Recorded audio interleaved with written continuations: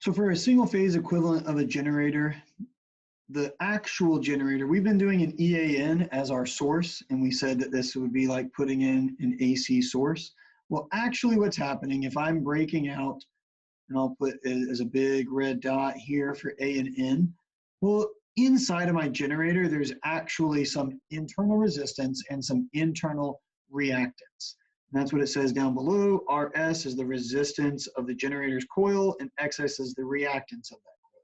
And so there's some internal resistance and reactance that is then modeled inside of a single phase equivalent if I needed to consider the reactance or the resistance of my AC generator.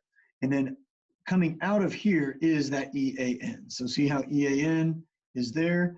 The actual E induced is what's actually happening, and then there's actually a reactance and resistance, but all of it together, what gets out of in this to go to the rest of my circuit, right? The rest of my circuit that then is going to be connected with a load over here, right? From its perspective, it's being powered by EAN. And there could even be some line impedances up here, but the EAN is what's actually coming out.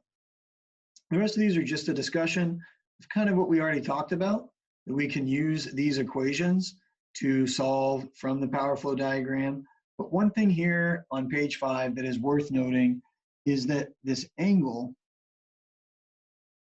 of my power factor is going to be the negative. If the phase voltage is the reference, then that means that the theta of the phase voltage equals 0, equals 0 degrees.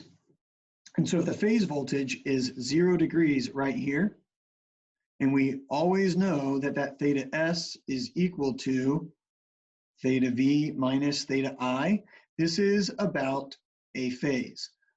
It's not about the line voltages, so we need to consider the phase voltage. But if it says using the phase voltage as a reference, and that means theta V is equal to 0, then that means my theta